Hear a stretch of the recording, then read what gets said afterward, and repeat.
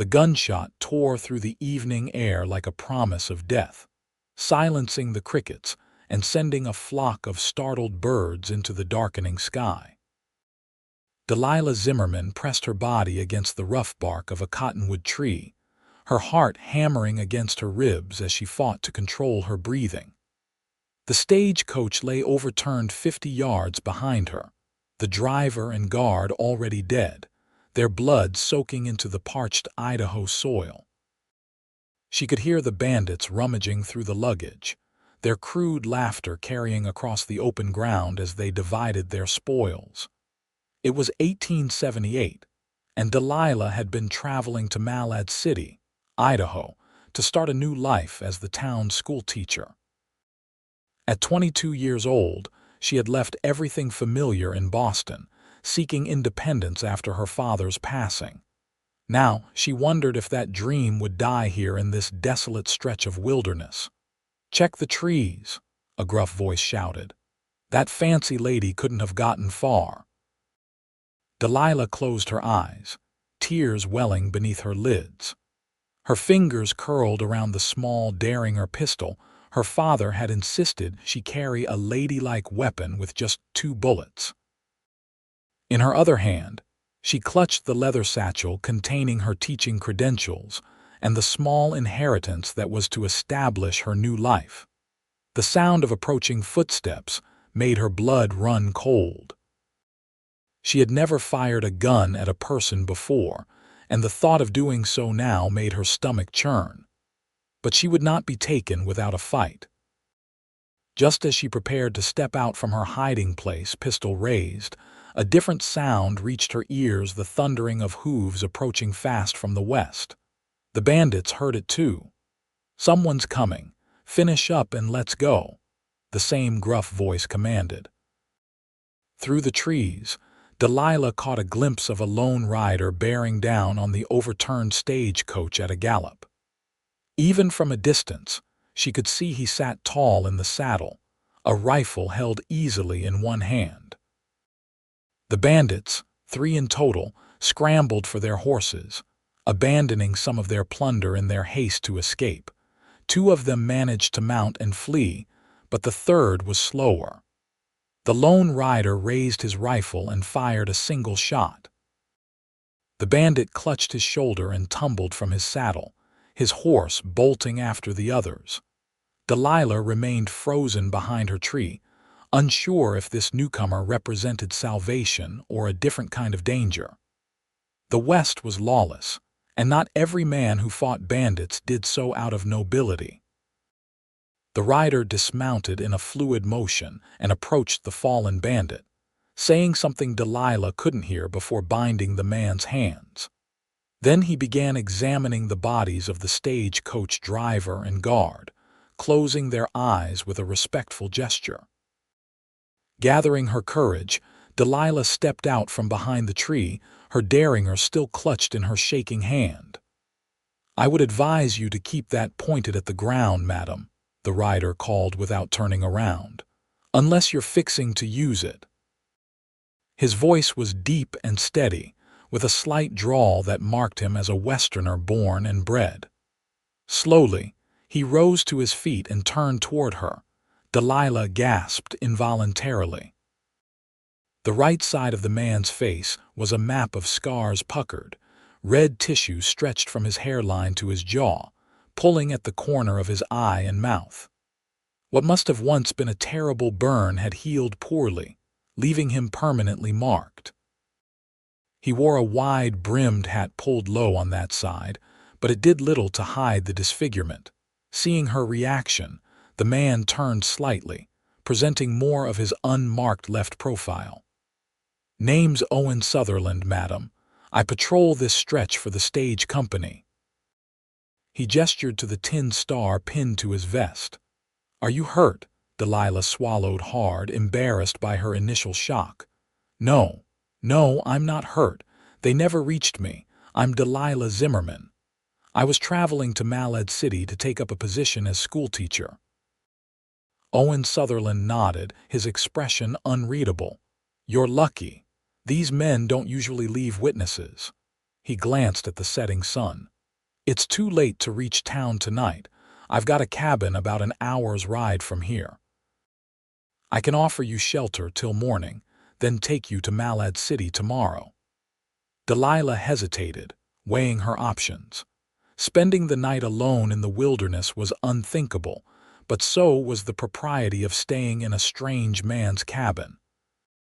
"I won't harm you, Miss Zimmerman," Owen said quietly, seeming to read her thoughts. "You can bar the door from the inside if it eases your mind. I'll sleep in the stable with my horse." Something in his tone, a resignation, as though he was accustomed to people's distrust, made her decision for her. "Thank you, Mr. Sutherland. I accept your offer of shelter." He nodded once, then gestured to the wounded bandit. "First, I need to secure this one. He'll stand trial in Malad City." As Owen efficiently tied the moaning bandit to his saddle, Delilah watched him work. Despite his fearsome appearance, his movements were precise and controlled. He treated the prisoner firmly but without unnecessary cruelty, and he showed genuine respect for the fallen stagecoach men. "Were you acquainted with them?" she asked softly, nodding toward the bodies. "Yes, madam. Jim drove this route for 15 years. Levy was new but a good man." He finished securing the bandit and looked at her. "I'll need to bury them before we go." "I'll help," Delilah offered, surprising herself. Owen raised his one good eyebrow but didn't refuse. Together, they dug 2 shallow graves using tools from the stagecoach. As they worked, the sun sank lower, casting long shadows across the ground. Owen said little, but Delilah found his silence comfortable rather than threatening. When the graves were filled, Owen removed his hat and spoke a few simple words over each man. The gesture touched Delilah deeply, this scarred, solitary man showing such humanity. "We should go," he said afterward, replacing his hat. "These hills aren't safe after dark." He helped her mount his horse, positioning her in front of him in the saddle with the wounded bandit's horse tethered behind them. As they rode, Delilah was acutely aware of his presence at her back, solid and secure, his arms reaching around her to hold the reins. The cabin appeared as the last light faded from the sky, a small, sturdy structure nestled in a stand of pines. Owen dismounted first, then reached up to help Delilah down, his hands strong but careful at her waist. He avoided looking directly at her, keeping his scarred side turned away. After securing the bandit in a small root cellar, Owen showed Delilah inside the cabin. It was simple but clean, with a stone fireplace, a table with 2 chairs, and a narrow bed along one wall. Shelves held books more than Delilah would have expected, and everything was meticulously organized. "Make yourself comfortable," Owen said, lighting a lamp. "I'll bring in your satchel and get a fire going. There's food in the cupboard if you're hungry." True to his word, after starting the fire and bringing in her belongings, Owen prepared to leave. "Bar the door after me," he instructed. "I'll check on the prisoner during the night, but I won't disturb you. We'll head to town at first light." "Mr. Sutherland," Delilah called as he reached for the door. "Thank you. I would likely be dead if not for your arrival." He paused, his hand on the latch, and for the first time he looked directly at her with both eyes, one normal, one slightly distorted by the scar tissue surrounding it. Both were a striking shade of blue. "No need for thanks, Miss Zimmerman. Get some rest." After he left, Delilah slid the wooden bar across the door as instructed. She found dried meat and biscuits in the cupboard and ate sparingly, her appetite diminished by the day's events. The bed, when she finally lay down, was surprisingly comfortable, with clean linens that smelled of mountain air. Despite her exhaustion, sleep eluded her. Her mind replayed the attack on the stagecoach, the deaths of the 2 men, and the terrifying moments hiding behind the tree. But most of all, she thought about Owen Sutherland, his disfigured face, his quiet dignity, and the gentle way he had treated her despite her initial shock at his appearance. Eventually, she rose and moved to the window, pulling back the rough curtain. In the moonlight, she could see Owen sitting on a fallen log outside the stable, his rifle across his knees, keeping watch.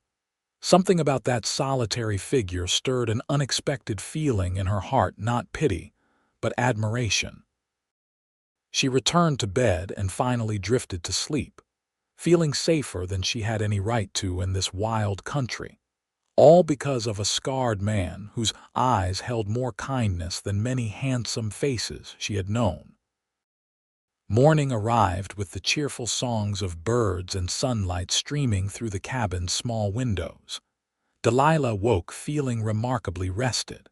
She quickly arranged her hair and straightened her travel-worn dress as best she could before opening the door.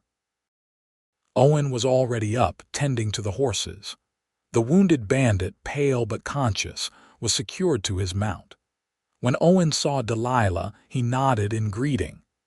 "There's coffee on the stove and some johnnycakes if you're hungry," he said, returning to adjusting the saddle on his chestnut gelding.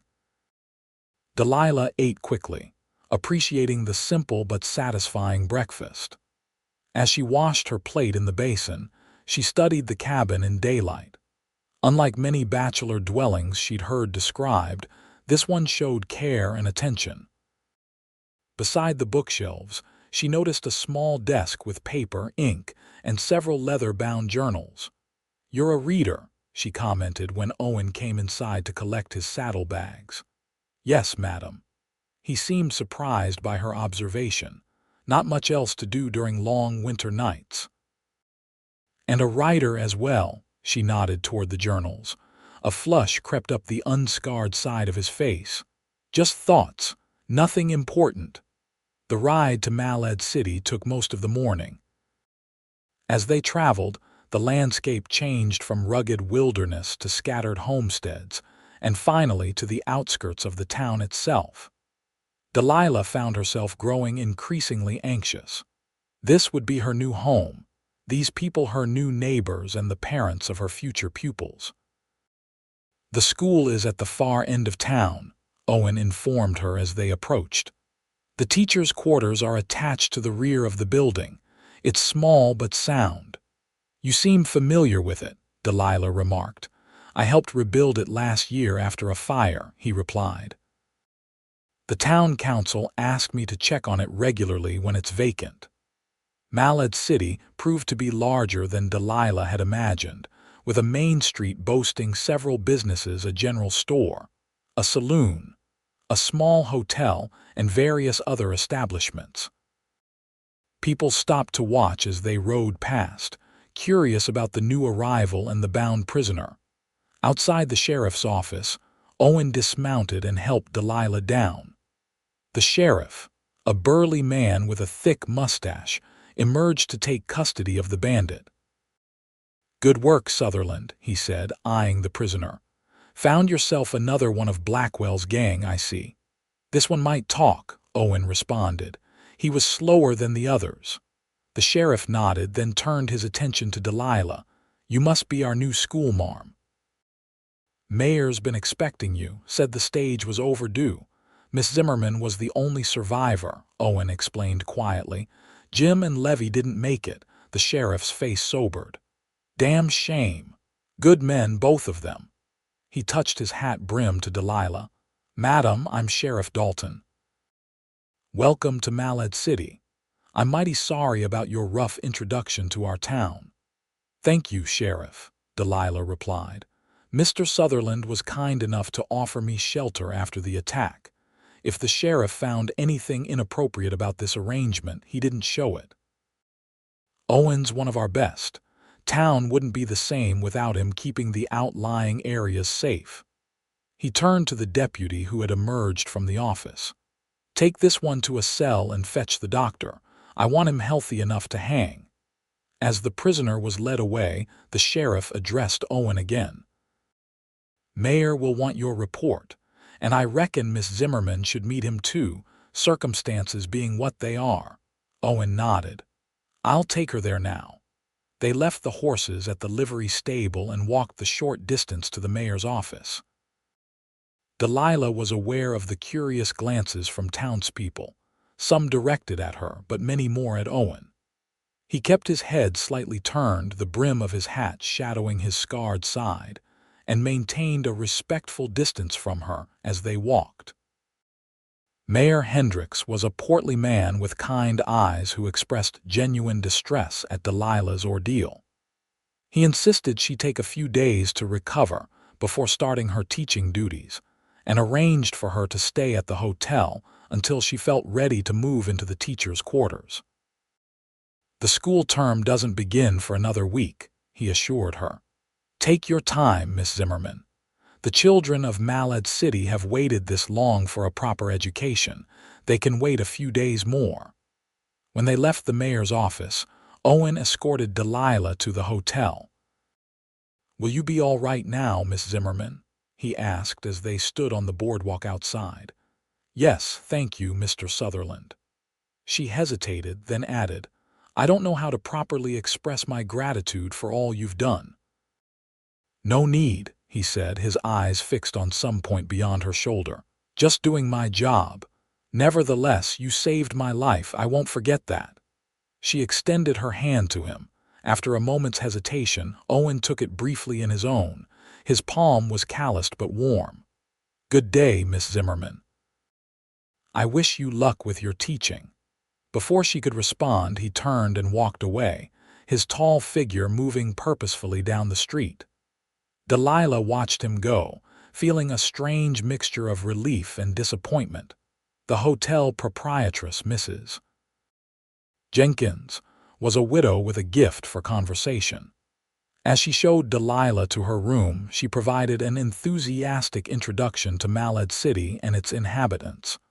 "We're so pleased to have a proper teacher at last," she chattered. "The children have been making do with whoever could spare the time, mostly Reverend Philip's wife, though she's expecting their third child and can't manage it much longer." Delilah nodded, only half listening as she surveyed the small but clean room that would be her temporary home. "I see Mr. Sutherland brought you to town," Mrs. Jenkins continued, her tone carefully neutral. "He doesn't come into Malad City often." This caught Delilah's attention. "He patrols for the stage company, doesn't he? Surely he must come to town regularly." Mrs. Jenkins adjusted the curtains with unnecessary precision. "Oh, he comes when needed to deliver prisoners, pick up supplies, help with building projects. He's a skilled carpenter, you know, built half the furniture in this hotel, but he doesn't socialize much." She glanced at Delilah. "On account of his condition, his scars, you mean," Delilah said directly. The older woman nodded. "Terrible thing, he wasn't always so marked. Used to be quite handsome, they say, before the fire." "What happened?" Delilah asked, unable to contain her curiosity. Mrs. Jenkins lowered her voice, though they were alone in the room. "It was about 5 years ago. Family named Turner had a farm outside town. House caught fire in the night. Father, mother, 3 children trapped inside. Owen was riding past, saw the flames, got everyone out except the father." She shook her head sadly. "Roof collapsed on both of them when Owen went back in for Mr. Turner. Only Owen survived, but barely. Doctor didn't think he'd make it, but he's stubborn as they come." "The children and their mother, what happened to them?" Delilah asked. "Moved east to live with relatives. Mrs. Turner couldn't bear staying here, not after everything. She was grateful to Owen, of course, but—" Mrs. Jenkins spread her hands in a helpless gesture. "People are sometimes uncomfortable with reminders of tragedy." The story settled heavily in Delilah's heart. She thought of Owen's quiet dignity, his careful consideration of her comfort, and the way he kept his scarred side turned away from others. "That's terribly unfair," she said finally, "to be treated differently for an act of heroism." Mrs. Jenkins patted her arm. "The world isn't always fair, my dear, but Owen seems to have made his peace with it. Now I'll leave you to rest." Dinner is served at 6 in the dining room downstairs. After the older woman left, Delilah unpacked her few belongings and washed away the dust of travel. Her mind kept returning to Owen Sutherland. His actions had shown a man of exceptional character risking his life for a stagecoach under attack, treating a prisoner humanely, offering shelter to a stranded woman while maintaining perfect propriety. That evening in the hotel dining room, Delilah met several of Malad City's prominent citizens who came specially to welcome her. The Reverend and his pregnant wife, the doctor and his family, the general store owner and his daughter, and several parents eager to discuss their children's education. Everyone was kind if curious about her ordeal, and she found herself repeating the story of the attack and her rescue several times. "Owen Sutherland saved you, did he?" the doctor mused. "Not surprising. He's got a knack for being in the right place at the right time." "I treated his burns," he added after a thoughtful pause. "Worst case I've ever seen where the patient lived. He never made a sound during treatment, not even when I had to debride the wounds. Most men would have been screaming or unconscious." "He's an unusual man," Delilah agreed, finding herself oddly protective of Owen's privacy. The next morning, Delilah asked Mrs. Jenkins to direct her to the school. Though classes weren't set to begin yet, she wanted to familiarize herself with the building and prepare the classroom. The schoolhouse stood at the edge of town, a simple but sturdy structure with large windows to let in natural light. The attached living quarters were indeed small, just a bedroom, a tiny kitchen, and a sitting area, but clean and well-maintained. As she examined the classroom, planning how to arrange the desks and what materials to request, Delilah heard the sound of a horse approaching. Looking out the window, she was surprised to see Owen dismounting outside. He carried a wooden box in one arm. She opened the door before he could knock. "Mr. Sutherland, this is unexpected." He stood stiffly on the small porch, his hat pulled low over his scarred side. "Miss Zimmerman, I hope I'm not disturbing you." "Not at all. Please come in." He hesitated, then stepped inside, removing his hat as he did so.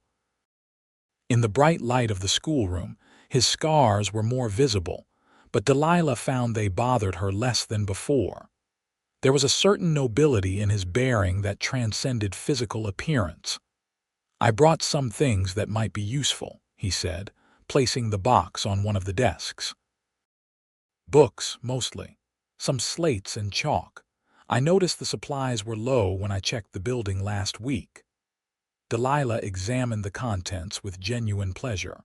Among the items were several well-preserved readers, a geography text, and even a volume of poetry. "These are wonderful, Mr. Sutherland. Thank you. Are they from your personal collection?" He shifted his weight uncomfortably. "Some. Others I picked up in my travels. Thought they might be better used here."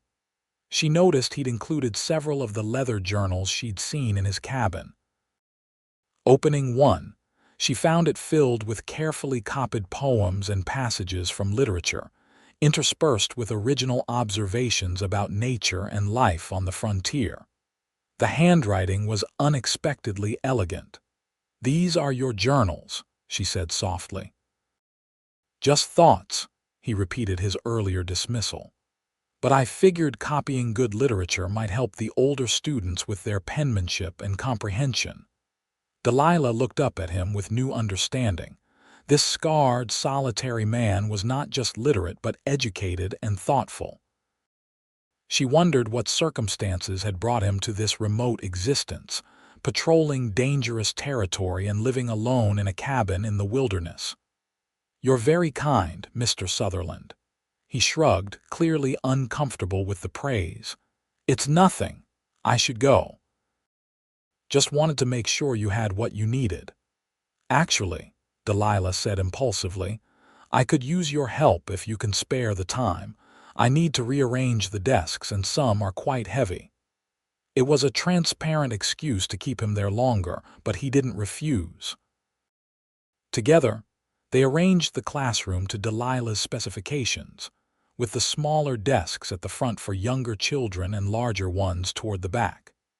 As they worked, she asked him about the families in the area and what subjects he thought most important for frontier children to learn.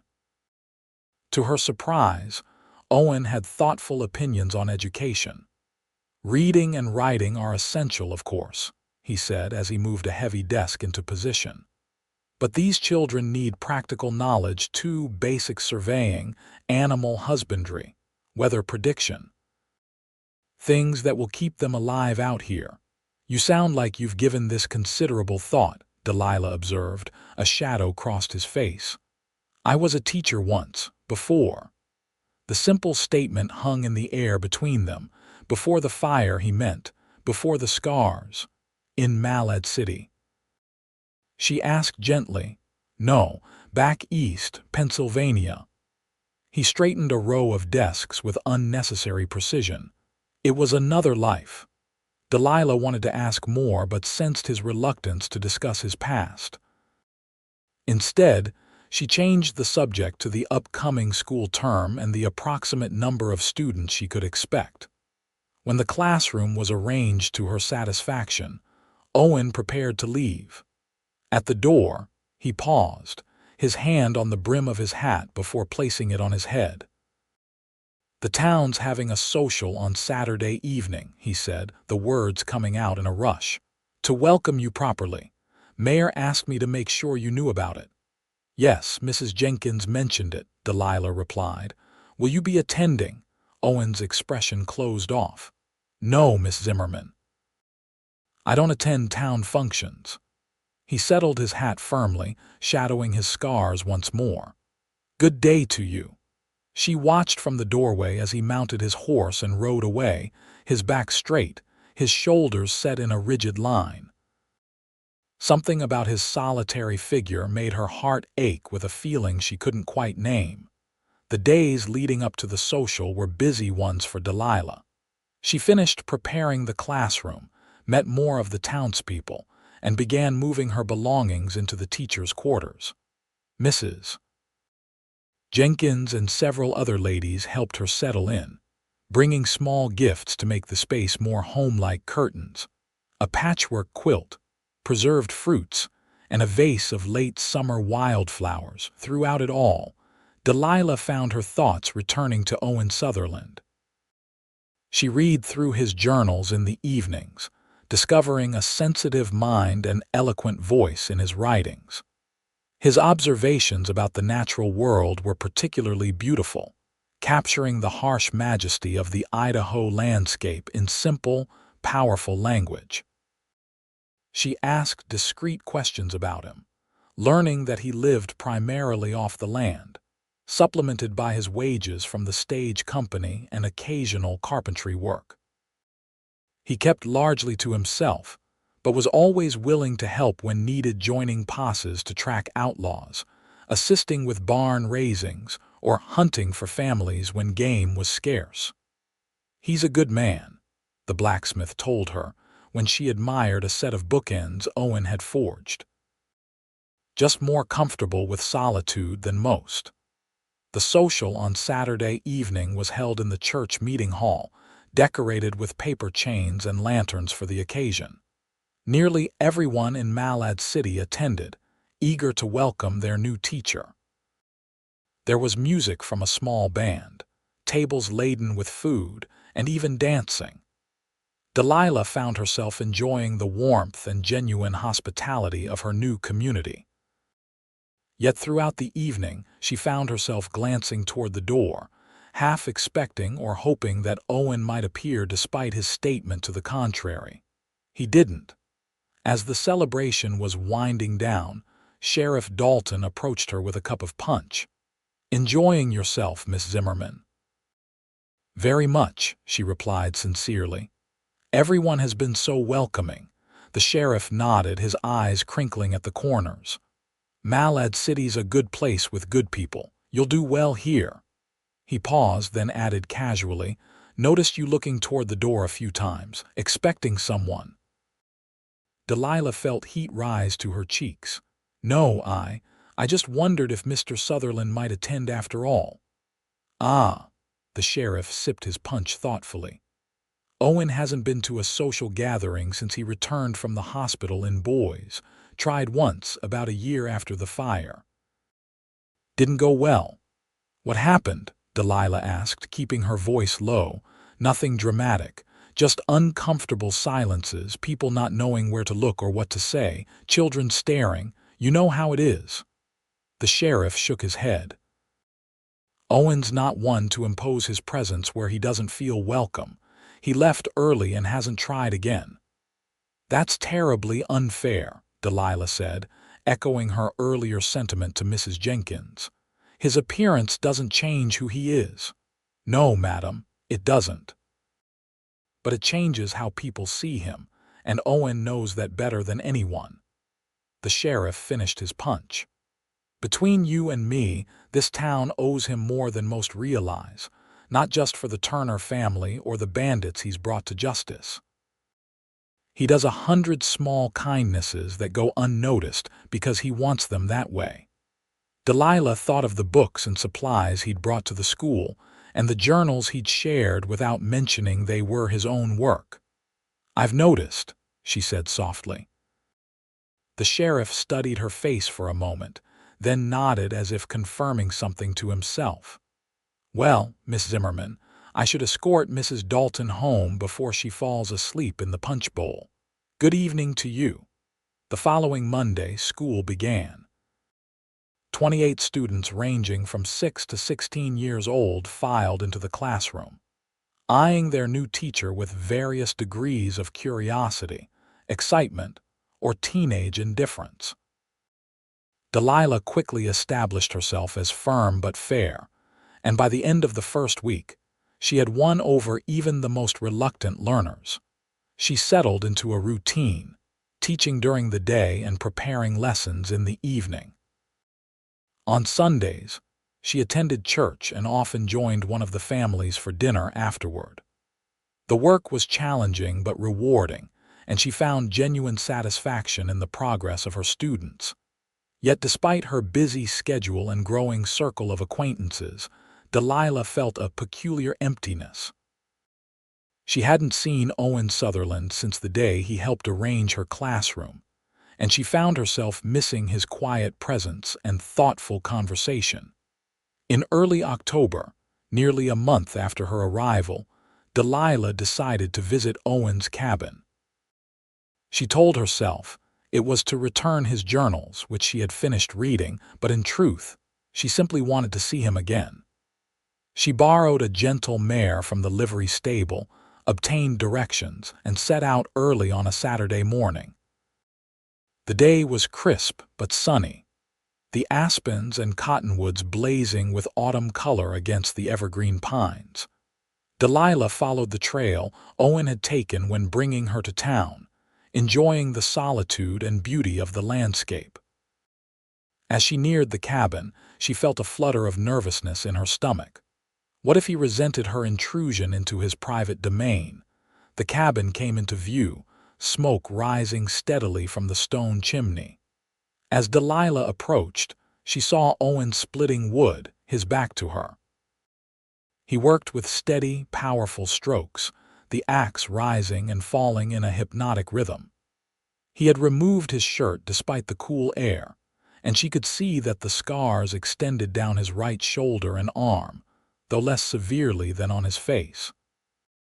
She reined in her horse and called out, "Good morning, Mr. Sutherland." Owen spun around, the axe gripped tightly in his hands. When he recognized her, his expression shifted from alarm to surprise, then to self-consciousness as he remembered his state of undress. He quickly reached for his shirt, which hung from a nearby branch. "Miss Zimmerman," he said, pulling the garment on hurriedly, "is something wrong? Has there been trouble in town?" "No, nothing's wrong," she assured him, dismounting. "I came to return your journals. I've finished reading them." He stared at her as if she'd spoken in a foreign language. "You rode all the way out here to return books?" Delilah felt her confidence waver. I also wanted to see how you were. You haven't been to town since school started." Owen ran a hand through his dark hair, clearly uncomfortable. "I've been busy, tracking a mountain lion that's been preying on calves at the Peterson Ranch." "I see." Delilah stood awkwardly beside her horse, the satchel containing his journals hanging from her shoulder. "I can leave them and go if you prefer." "No," he said quickly. "I mean, you've come all this way. Please come inside. I can make coffee." The interior of the cabin was just as Delilah remembered, though now a fire crackled in the hearth, and she noticed a few changes: new curtains at the windows, a rocking chair that hadn't been there before, and several jars of preserved foods on the shelves. "You've made some improvements," she observed, placing the journals on the table. "Winter's coming," he replied, busying himself with the coffee. "Needed to make things more comfortable." As he worked, Delilah noticed he kept his scarred side turned away from her, just as he did in town. Impulsively, she moved to the other side of the small room, forcing him to either turn to face her or speak to the wall. After a moment's hesitation, he turned, his blue eyes meeting hers directly. "You're doing that deliberately," he said, no accusation in his tone, merely observation. "Yes," she admitted. "I wish you wouldn't hide from me, Mr. Sutherland." "Most people prefer not to look at me directly," he said quietly. "I'm not most people." Delilah took a deep breath. "Your writings are beautiful. I especially enjoyed your descriptions of the changing seasons and the night sky." A flush crept up his neck. "They're just observations." "They're poetry," she corrected him. "And they reveal a soul that sees beauty everywhere, even in harshness and solitude." Owen placed 2 cups of coffee on the table, avoiding her gaze. "Please sit down, Miss Zimmerman." They sat across from each other, steam rising between them from the cups. For a moment neither spoke, the only sounds the crackling of the fire and the distant call of a hawk outside.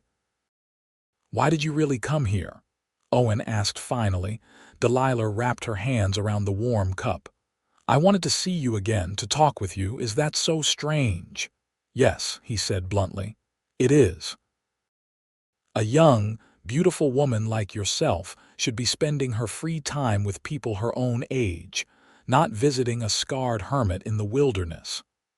"Perhaps I prefer the company of the scarred hermit," she replied, matching his directness.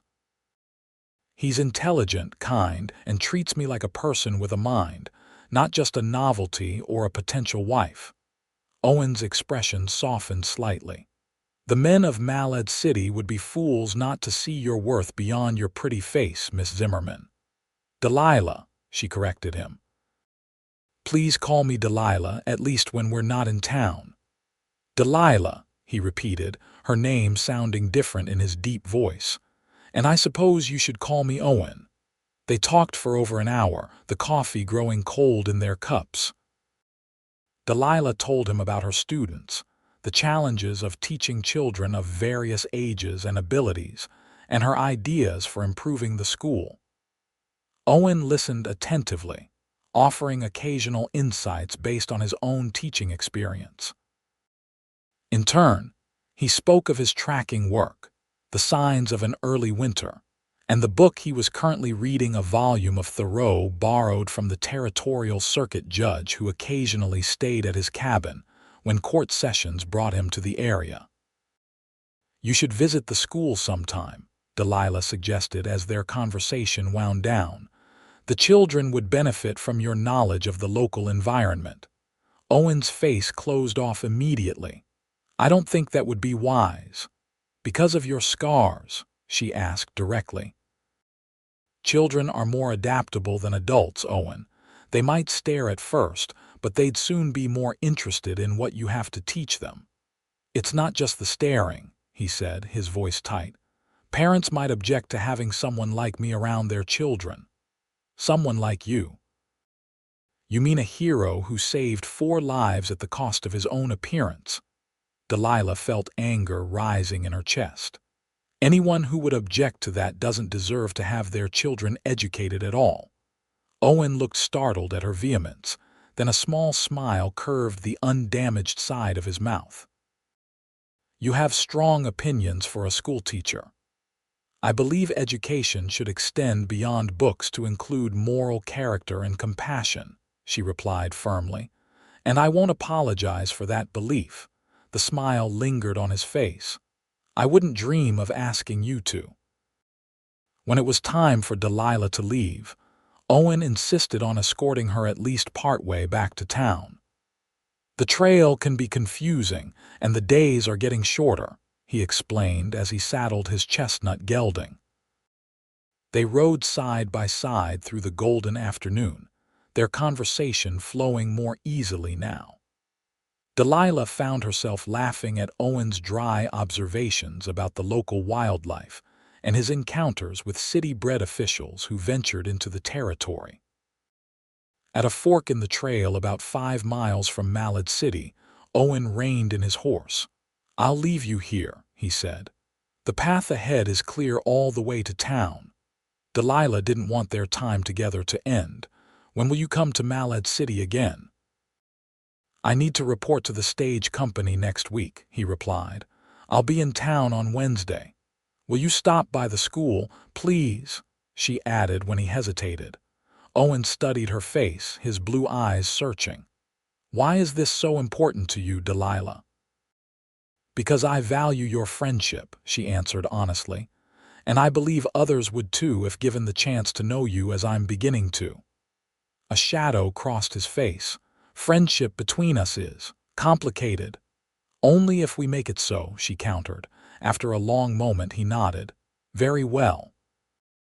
I'll stop by the school on Wednesday afternoon, after classes end. True to his word, Owen appeared at the schoolhouse the following Wednesday. Delilah had just dismissed her students when she saw him approaching on horseback, his tall figure unmistakable even at a distance. Her heart quickened at the sight of him. He entered the classroom hesitantly, hat in hand, his eyes taking in the now familiar arrangement of desks and the children's work displayed on the walls. You've made this place your own, he observed. I've tried, Delilah agreed, moving to greet him. Thank you for coming. They spent an hour together, with Delilah showing him her students' progress and discussing challenges she faced with particular children. Owen listened attentively, offering suggestions based on his own experience and examining the students' work with genuine interest. You're a natural teacher, he told her as they sat at her desk, reviewing lesson plans. These children are fortunate to have you. I enjoy it more than I expected, she admitted. There's something deeply satisfying about watching a child grasp a new concept. As the afternoon light began to fade, Owen reluctantly prepared to leave. At the door, he turned back to her. I've been thinking about your suggestion that I share my knowledge of the local environment with your students. Delilah's face brightened. Does that mean you'll consider it? Perhaps, he said cautiously. Not in the classroom at first, but maybe a nature walk if the weather holds. The older students might benefit from learning to identify edible plants and read weather signs. That would be wonderful, Delilah exclaimed. I'll speak to the parents and make arrangements. Owen's visit to the school became a weekly occurrence. Each Wednesday after classes, he would appear to discuss educational matters with Delilah, share books, or simply enjoy her company. Sometimes they would walk together along the creek that ran behind the school, talking about literature, philosophy, or the simple events of their week. In town, people noticed their growing friendship. Most said nothing directly, but Delilah sometimes caught concerned glances or overheard whispered comments. She ignored them all, finding more value in Owen's thoughtful conversation than in the town's approval. In early November, Owen led a group of 12 older students and 3 parents on a nature walk through the woods near town. Despite initial awkwardness and stares, The children's curiosity about the natural world soon overcame their preoccupation with his appearance. By the end of the afternoon, they were clustered around him, asking questions about animal tracks and cloud formations with the unself-conscious enthusiasm of youth. Watching him with the children, Delilah felt something shift in her heart. The admiration she had felt for Owen since their first meeting was deepening into something more profound. His patience with the students, his extensive knowledge, and the gentle way he guided their learning all revealed aspects of his character that drew her to him inexorably. The nature walk was deemed such a success that parents requested more educational outings. Owen agreed to conduct monthly excursions, weather permitting, and even began visiting the classroom occasionally to give short lessons on specific topics relevant to frontier life.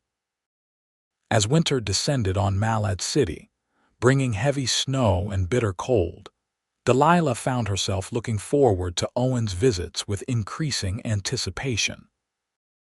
They had established a comfortable routine Wednesday afternoons at the school, occasional Saturday rides when weather allowed, and now Sunday dinners at her small quarters after church services. Owen never attended church himself, but he would appear at her door afterward, stamping snow from his boots and carrying small gifts, a book, freshly killed game for their meal, or once, a beautifully carved wooden box for her writing supplies. During these quiet Sundays, they cooked together, read aloud to each other, or simply talked beside the fire. Owen gradually became more comfortable in her presence, less self-conscious about his scars, though he still tended to keep his damaged side turned away when in public. The Christmas season brought a flurry of activities to Malad City. The school held a pageant, with children reciting poems and singing carols for their families.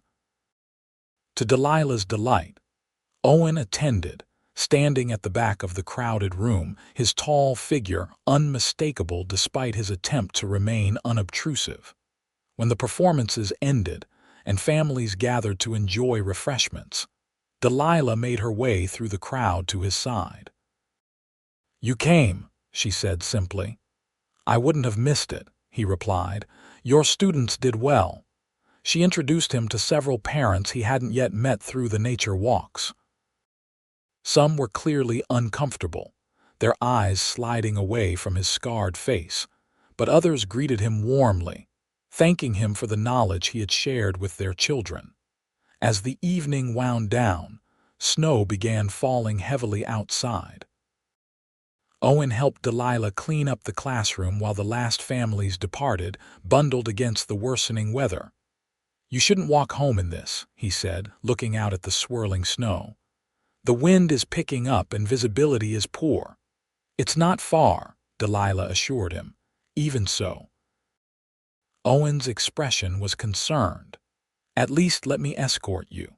They stepped out into the storm, the wind immediately biting through their clothing.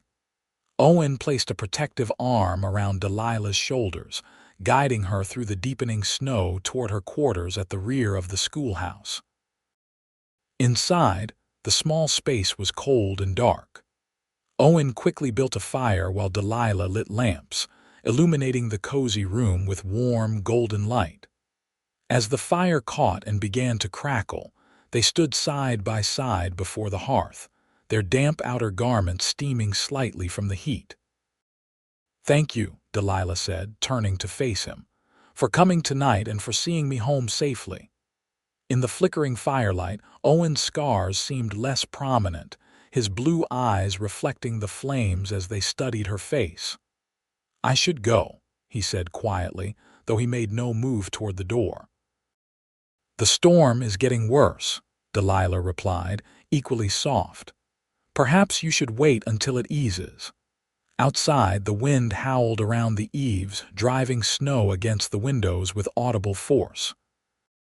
Inside, something equally powerful was building between them, an attraction that had been growing for weeks, perhaps since that first meeting in the wilderness. Delilah, Owen said her name like a prayer. "I should not be alone with you like this. People will talk."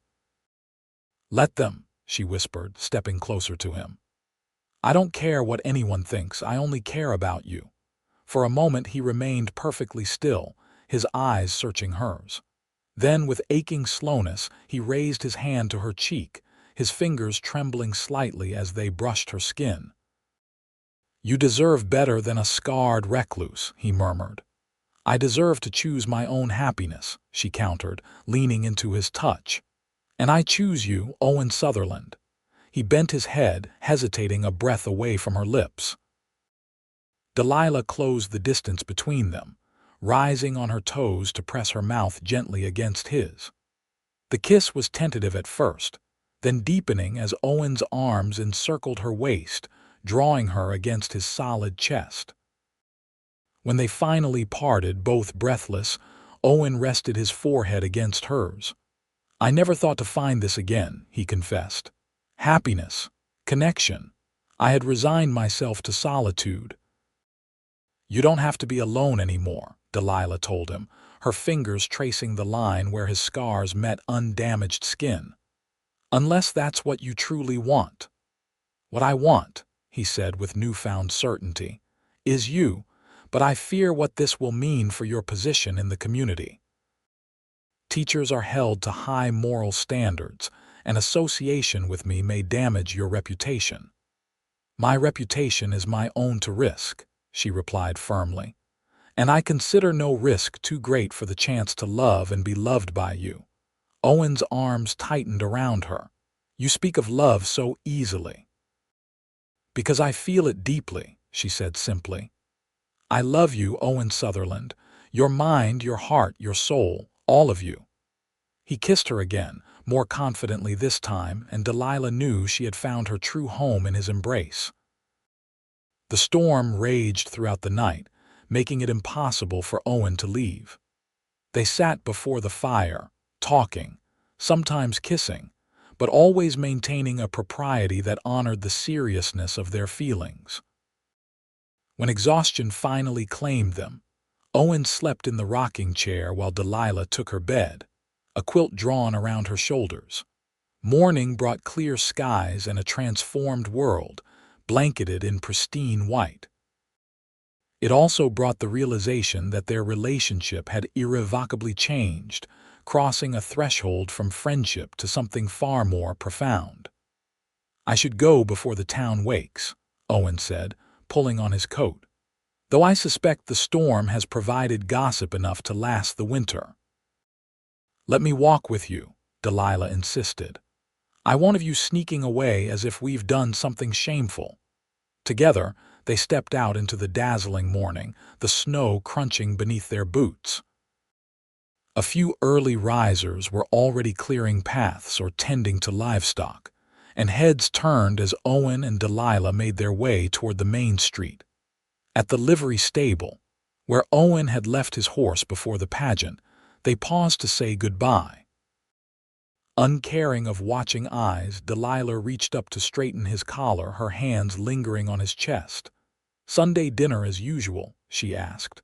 Owen smiled, the expression transforming his face. "I'll bring venison if I can find any in this snow." "Just bring yourself," she replied. "That's all I need." He mounted his horse, looking down at her with an expression of wonder. "Until Sunday, then." As he rode away, Delilah felt a profound sense of rightness settle in her heart. Whatever challenges lay ahead, she knew they would face them together. Word of their relationship spread quickly through Mallet City. Reactions were mixed. Some expressed concern about the propriety of a young schoolteacher being courted by a scarred recluse, while others saw it as a romantic tale of love transcending appearances. A few parents questioned whether Owen's presence in the classroom might frighten the younger children, but the older students' enthusiastic accounts of his nature lessons soon quieted these concerns. Mayor Hendricks called Delilah to his office shortly after Christmas to discuss the situation. "Miss Zimmerman," he began carefully, I want you to know that your teaching has been exemplary and the town council is pleased with your work." "Thank you, Mayor," Delilah replied, maintaining a composed exterior despite her racing heart. "However," he continued, "there have been some concerns about your personal associations." "You mean my friendship with Mr. Sutherland," she stated directly. The mayor nodded, looking uncomfortable.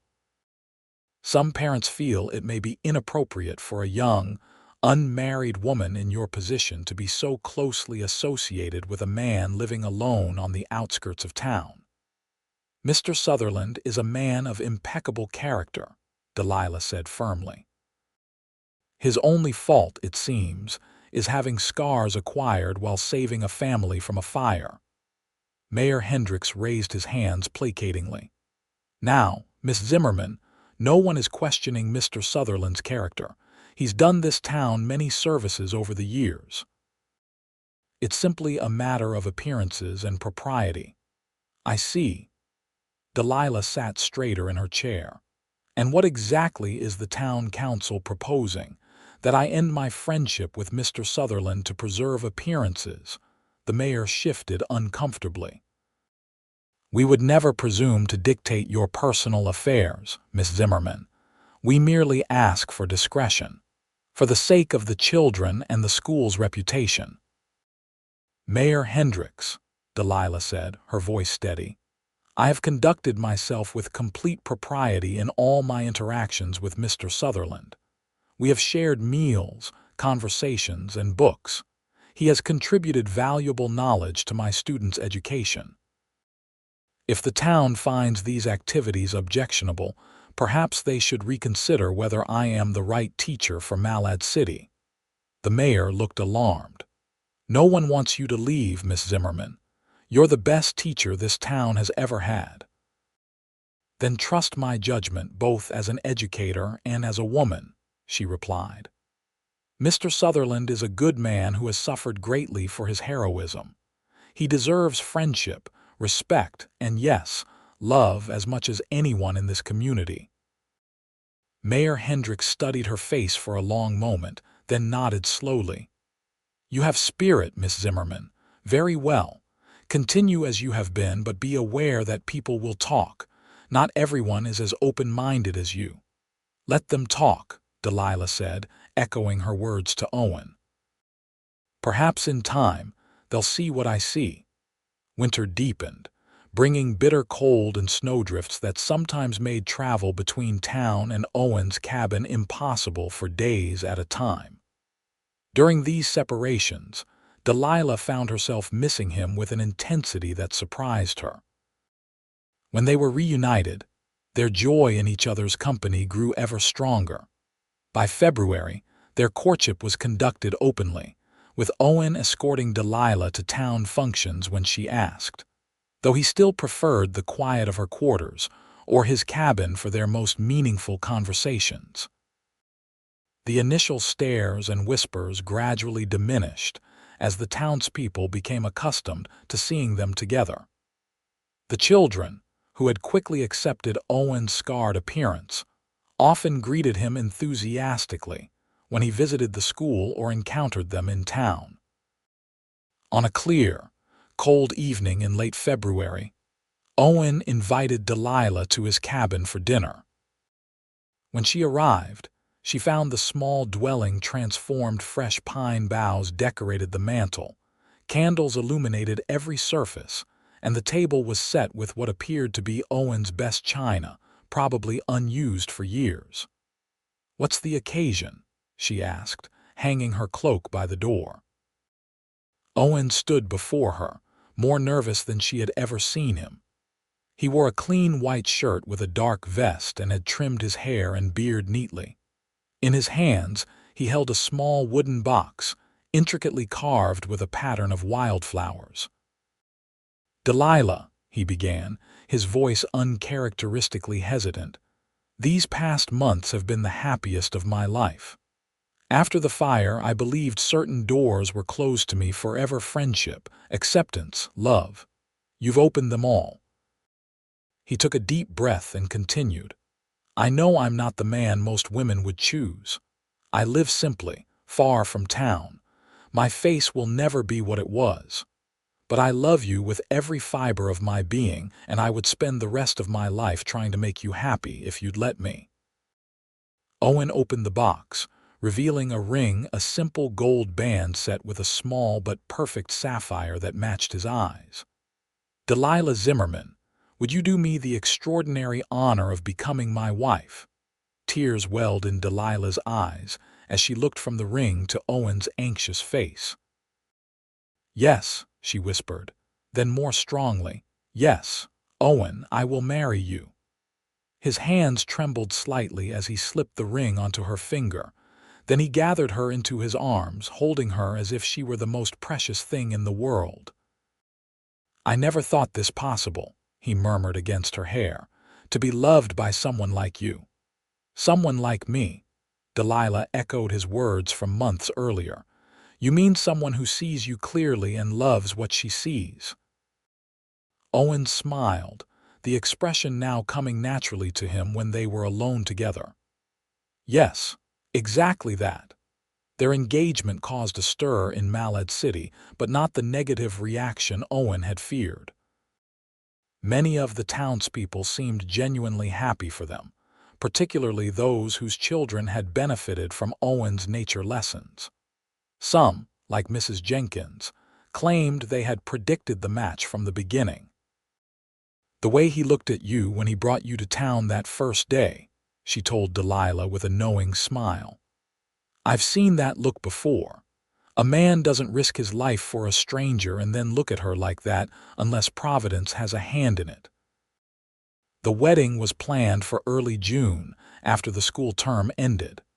To Owen's surprise, Reverend Phillips approached him after church one Sunday to offer the church for the ceremony. "We'd be honored to have you married here," the minister said sincerely.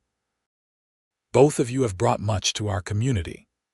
Spring came to the Idaho Territory with its usual capriciousness, warm days followed by late snow, then sudden thaws that turned trails to mud. Through it all, Owen and Delilah continued their courtship, planning their future together. They decided to live in Owen's cabin, which he was steadily expanding to accommodate a family. Delilah would continue teaching, riding to town each day during good weather and staying in her quarters when winter made travel difficult. It wasn't a conventional arrangement, but it suited them both.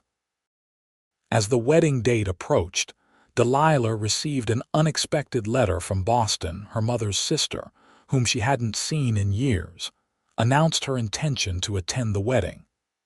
Aunt Margaret had been widowed recently and expressed a desire to reconnect with her only niece. "Do you think she'll approve of me?" Owen asked when Delilah shared the news. "It doesn't matter if she does," Delilah replied firmly. "I love you and that's all that matters." But privately, she worried. Aunt Margaret was her only remaining family, and her approval, while not necessary, would mean a great deal. Margaret Zimmerman arrived in Malad City 2 days before the wedding, an elegant woman in her 50s whose fashionable traveling clothes and Eastern mannerisms caused a stir among the locals. She embraced Delilah warmly at the train station, then turned an appraising eye on Owen, who stood stiffly beside his fiancée. "So you're the man who saved my niece's life," she said directly, "and now you're to be her husband." "Yes, madam," Owen replied, meeting her gaze steadily despite his discomfort. Margaret studied his scarred face without flinching, then surprised both of them by extending her hand. "Thank you, Mr. Sutherland, not just for saving her life, but for valuing it.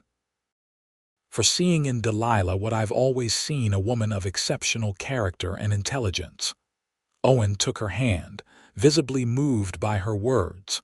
"The honor of knowing her is mine, Mrs. Zimmerman." "Margaret, please," she corrected him. "We're to be family after all." The day of the wedding dawned clear and warm, as if nature itself approved of the union. The church was filled with townspeople and students, all dressed in their Sunday best.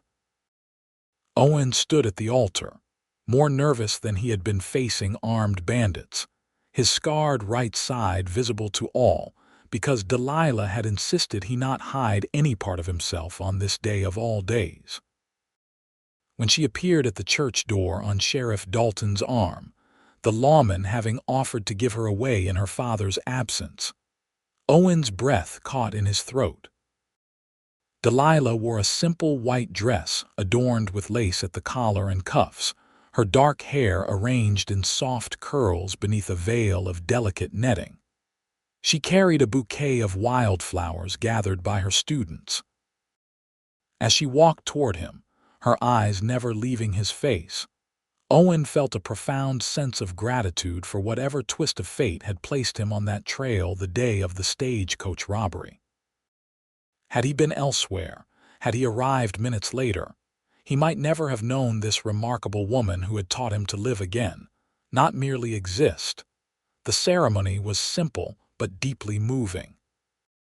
When Reverend Phillips asked who gave this woman in marriage, Sheriff Dalton replied clearly, "She gives herself, with the blessing of her family and this community." The traditional vows were spoken with genuine feeling, and when Owen placed the gold band on Delilah's finger to join the engagement ring, his hands were steady with certainty. "I now pronounce you husband and wife," the Reverend declared. "What God has joined together, let no man put asunder." Owen lifted Delilah's veil and kissed her before the assembled witnesses, no longer self-conscious about his appearance. The applause that followed was enthusiastic and heartfelt, led by Delilah's students, who had come to regard Owen with affection and respect. The celebration afterward was held in the town square, with tables laden with food prepared by the women of Malad City and music provided by local musicians. Owen and Delilah moved among their guests, accepting congratulations and well wishes from people who, just months earlier, might have avoided Owen on the street.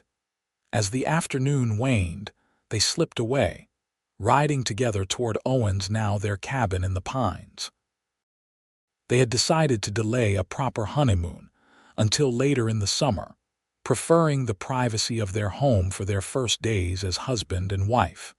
Inside the cabin, Owen lifted Delilah into his arms to carry her across the threshold, an old tradition he had insisted on observing. The interior had been completely transformed since Delilah's first visit. New curtains hung at the windows. A larger bed with a handsome quilt stood against one wall, and a second rocking chair waited beside the fireplace.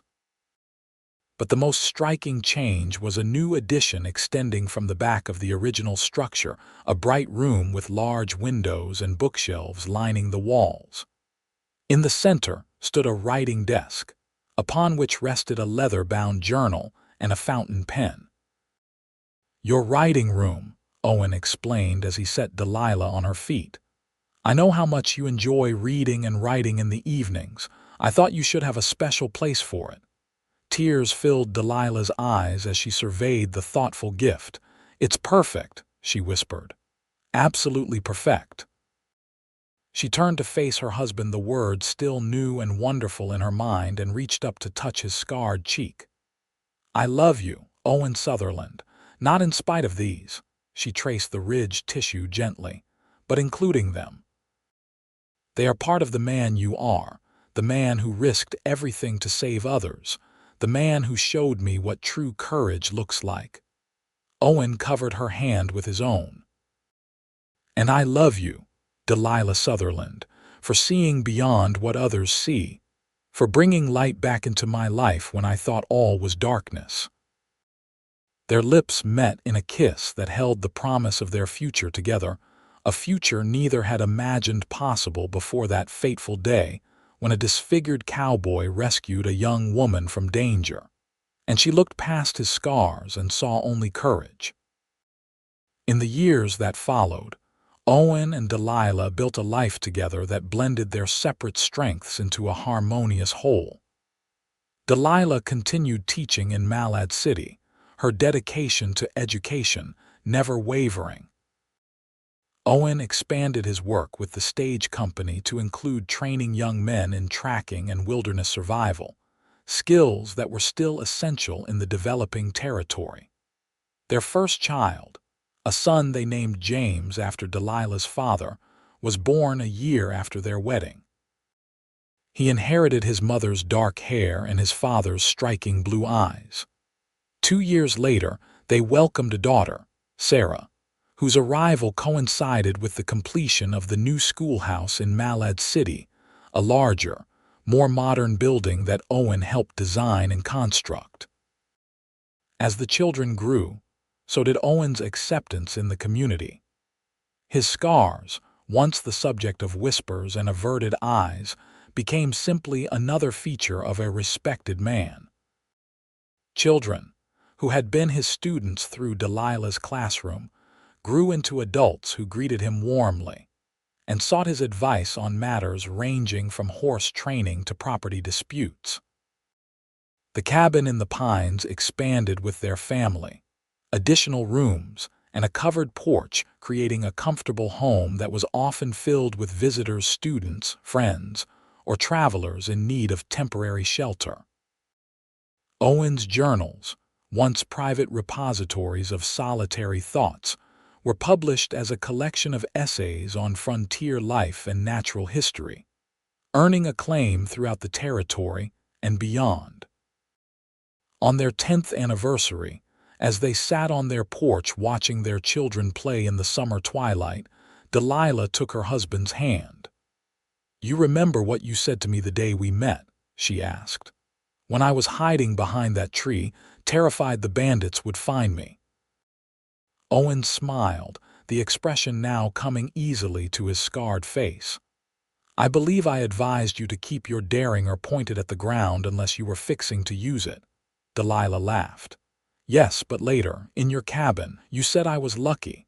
"You were," he insisted. "Those men were dangerous." "Perhaps," she agreed, "but I've always thought the luck was mine in a different way.